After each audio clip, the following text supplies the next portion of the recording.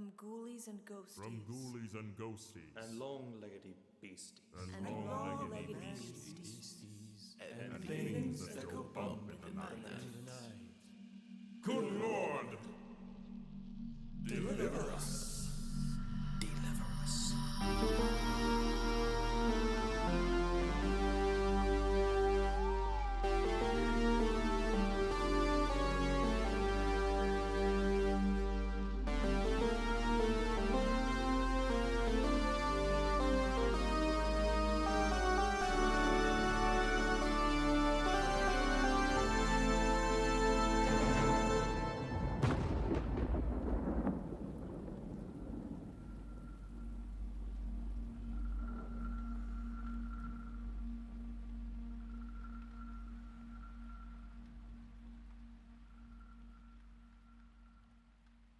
Hello there, spooks and spookettes. Count Drahoon here, and tonight I present to you my review of perhaps the best movie of the year. I know, I've already said that before, but I think I mean it this time. But before we begin, allow me to take care of the castle-keeping notes. Be sure to like this video and subscribe to Count Drahoon Presents if you haven't already. And of course, if you have, thank you so much for your support. And might I invite you to take your support just a step further by becoming a patron through our newly relaunched Patreon page. We have 2 tier levels for you to die for. Just not literally. For $1 a month, you will get an exclusive video on my Patreon page, in which users, like you, they come up with their own topics to talk about. So I'll post a video, they'll comment below and say, "Hey, Count, we want you to talk about goblins drinking Stanleys. Is that a thing or not?" And I'll make an entire video talking about that subject. Now, for $5 a month, you get that, plus exclusive access to my private Discord page, and your name will roll at the end of the credits. And now that that's out of the way, let's get into the heart of the matter, and hopefully you won't feel the need to drive a stake through it. Here is my review of Project Hail Mary. So I won't talk too much about the plot of this movie, except that Ryan Gosling, his character's name is Dr. Ryan Grace. He's a brilliant scientist who has sort of fallen out of grace, pun intended, with the scientific community at large because he had a very controversial theory. I can't really explain the science, but it does make sense once you actually watch the film. So he's essentially recruited to work for Project Hail Mary. This is a group of scientists from all over the world and top secret military people that are trying to figure out why these intergalactic parasites are eating every star in the universe except for one. So initially, Grace is just a part of the research team, but then something goes wrong, and he ends up having to be basically a reluctant astronaut to go on this spaceship expedition to the star that's not being eaten. The problem is they only have enough fuel to get to that part of the universe, but not enough to get back. So this is basically a glorified suicide mission. But they will be able to take samples and get as much information as they can about why this, I believe the name of the parasite was Astronac. I can't remember the name of the parasite. So they will be able to gather all the information that they need and send it on a probe that will rocket back to Earth so that the folks down in Earth will be able to use the information to hopefully stop this thing from eating our sun and destroying life as we know it. So he wakes up from his coma. You have to be sedated in order to make that kind of space travel. That's 11 years we're talking. This is a lot of time. So it's probably good that you're able to sleep for that long of a flight. But his crew members are dead. It is sort of implied that they took their own life during the course of the mission because at some point they knew that Dr. Grace would be able to figure everything out on his own, and they would basically have no more purpose after that. It's really sad, actually. So Grace is there by himself. He's getting his memory back because once you're sedated for that long, it takes a while to remember everything. He still looks really good after being asleep for 11 years. That is hardcore beauty sleep. But anyway, as he's sort of making his way in or around that galaxy, he bumps into an unexpected friend, an alien that's sort of a rock formation that he names Rocky. And from there, the movie basically turns into a buddy dramedy to save the universe. Not only do I think that this is the best movie of the year, I think this may be one of the best movies of the decade, besides Godzilla Minus One, of course. And I'll tell you why. Well, first things first, Ryan Gosling. Need I say more? The man practically carries this entire movie on his back. And apparently he didn't hurt himself like Michael Keaton did when he carried The Flash. His comedic chops are brilliantly timed. Now, I will say I did feel that there were some parts where maybe his comedy sort of danced on a line a little bit. What I mean by that is this movie sort of reminds me of when Marvel was actually good. When Marvel was able to utilize comedy effectively, and they were able to sort of use it to complement some of the more nostalgic or dramatic moments of the film. And Ryan Gosling does it here as well. There are just a few minor points where it does seem like he might just tilt off the edge, but he brings it right back in perfect form. He is an incredible dancer in real life, by the way. Two examples that come to mind, the iconic karaoke scene in which Sandra Hüller sings the Harry Styles song, and then the part where he's jettisoning his deceased crew members off into space. It's a very moving scene. And there are bits of humor that set those scenes up, but it doesn't overstay its welcome. Ryan Gosling does it masterfully. He was perfectly cast for his role. I will also say that the alien companion Rocky, one of my favorite characters of the movie. Really, there isn't a character I disliked in this whole picture. But anyway, I will say that the whole trope of his English not being that good, that also sort of danced on a line, but there was plenty of scenes, particularly when he's talking about his mate back on his home planet, which is called Arid. Perfectly named, by the way. And of course, whenever they're bonding, you know, they have these moments where Grace is showing Rocky what Earth looks like, and they're sort of goofing around trying to figure out how to communicate with each other, and then ultimately them working together. And then they're really wonderful scenes, and it sort of makes the whole Rocky saying "amaze, amaze, amaze" well worth it. And you know, it's borderline corny, but it works just well enough to not be annoying.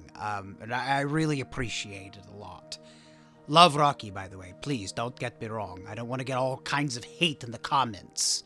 And of course, these tropes are totally shadowed by the fact that Rocky is a total mensch, and he does almost sacrifice himself to save Grace's life. So, there you go. Grace and Rocky are such endearing characters. It is a pleasure to watch both of them work and get along with each other and just sort of change and come into their own while they're working to save the universe.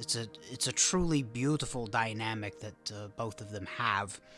And I will say, I think the biggest reason that Project Hail Mary is doing so well, this is a return to the hero's journey, which has been lacking in a lot of instances when it comes to mainstream Hollywood films. I mean, you have a character who is very entertaining, very interesting, but super flawed. And he is thrust into a situation where he must combat a seemingly undefeatable foe. But he is able to overcome insurmountable odds, rise to the occasion, and become a better man at the end of the journey.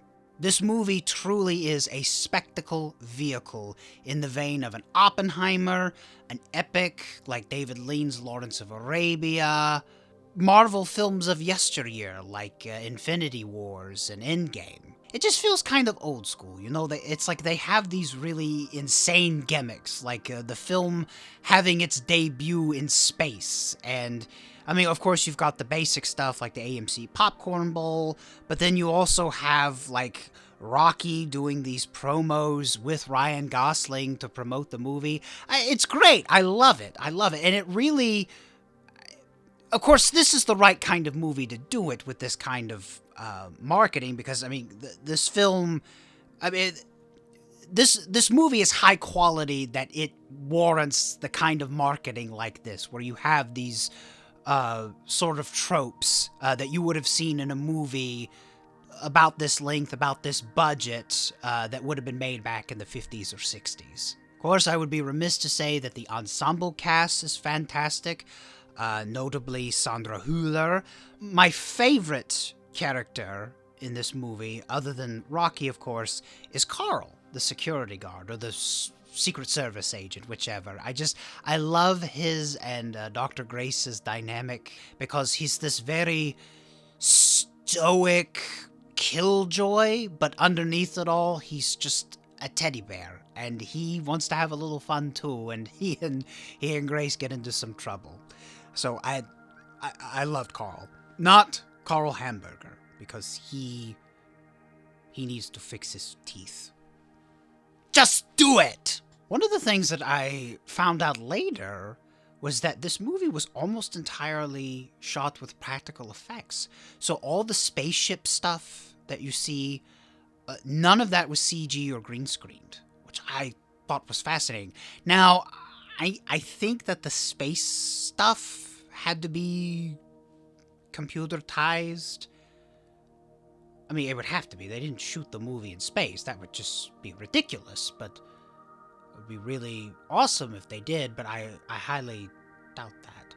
Although, Ryan Gosling has been in plenty of space movies at this point, so they might be trying to pull a fast one. So the writer and directing team were the same folks that were behind The Martian, which was also based on a novel by Andy Weir, and Andy Weir wrote Project Hail Mary.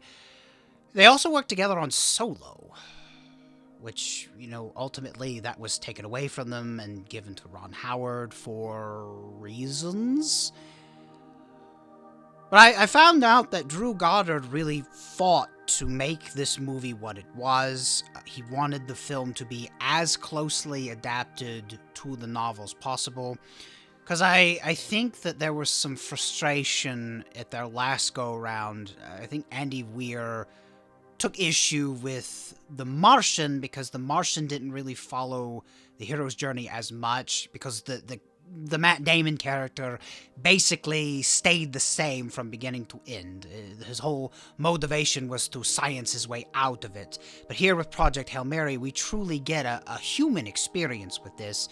And we have a hero that we love, that we root for, who, like us, has some blemishes and makes mistakes along the way. But it makes his victory in this movie all that much sweeter. I should be a motivational speaker. Well, I'm certainly using my hands enough, just like Tony Robbins. Jeesh. Apparently, Ryan Gosling bought the rights to the novel before the novel was even published. He did this 6 years ago. That's when he received the first treatment of the script. He fell in love with it, and it's been a long haul since around 2020 to finally make this movie come to light. And I want to end the video on this because Ryan Gosling, at the New York premiere of the film, he did sort of a surprise introduction to the movie. It really stuck with me, and it's very similar to the same thing that I've been complaining ever since I left Los Angeles, but it was nice to hear it from someone so esteemed as Ryan Gosling. He said something to the effect of, talking to the audience, he said, "It's not your job to keep coming to the movies, but it is our job to keep making things that are worth coming to the movies for." I just love that quote, and not that I ever had anything bad to say about Ryan Gosling. I've always enjoyed the movies that I've seen him in. But I have a whole new level of respect for Ryan Gosling, especially due to the fact that he was the producer of this film, and he and the creative team were truly passionate about this movie, and they wanted to make it the best that it could be, and I think they hit it right out of the park. This is a movie that is one for the ages, and it's a film that I think does a great job of speaking in the language of millennials and Gen Zers, but doing it in a truly authentic way that is super endearing. And of course, it makes me love this movie all the more. So, go see Project Hail Mary if it's still in theaters by the time this review comes out. I don't care how you see it at this point. Go to the movies, buy it on digital, find a physical copy. Collect physical media. That's what I'm about. You should see my library. It is huge. But I digress. What did you think about Project Hail Mary? Be sure to comment below. And like I said before in the beginning of this video, if you like this video, be sure to, well, physically like it and subscribe to my channel. Thank you all so much for watching this evening's Spooks and Spookettes. Unfortunately, that's all the time I have, but be sure to join me next time for yet another edition of Count Drahoon Presents. Until then, as far as things go when things go bump in the night, there are such things. From ghoulies and ghosties. From ghoulies and ghosties. And long-leggedy beasties. And long-legged beasties. And things that go bump in the night. Good Lord!